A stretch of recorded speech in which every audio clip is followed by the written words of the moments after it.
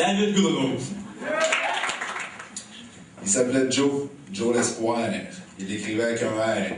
Dans l'air du temps, il avait juste le temps de faire des affaires. Il brassait gros, il brassait fort, puis ses efforts lui rapportaient gros. Ça tremblait de tous bords à la chambre de commerce, puis lui, son West, un Winnebago en dress. Toujours sa gauche, jamais en reste. Il vivait à IP, il était VIP au studio. Il sortait à la palette, les danseuses se cambraient, ils chambraient les tapettes, il y avait rien de trop gros, et les jaloux sacraient. Et sacré Joe. Joe l'Espoir, il écrivait avec un drôle d'air. Pas le temps d'être, il y a toujours des affaires à faire. Il faut se garder en action entre deux branches d'actionnaires.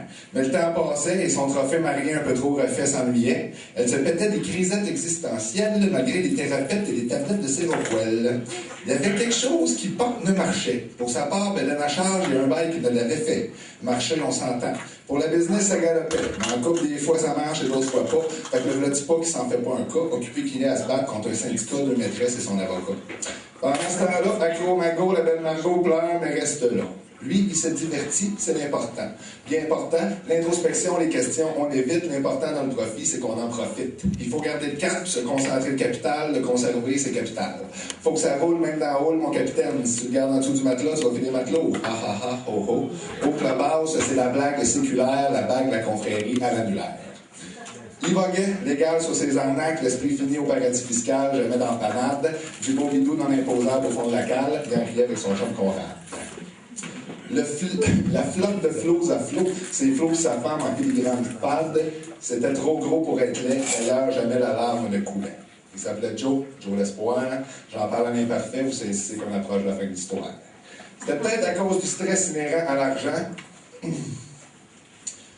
les liens trop loin des gens, ou les avares et les cognacs de 40 ans. Toujours est-il qu'il y a eu mal dans le vivant. Un jour de détour d'impôt, bien qu'il ne le voulusse, une ventricule lui abandonna le bateau, et le docteur, on peut pas en faire plus.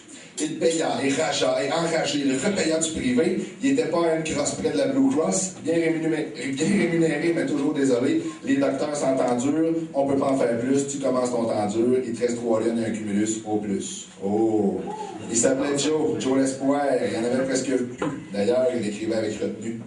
Comme un Super Mario affaibli en début de tableau, comme un Liu Kang sans sa gang, comme un Illuminati sans ses nantis, qui l'eût plus cru qu'un sushi, il se retrouva face à lui.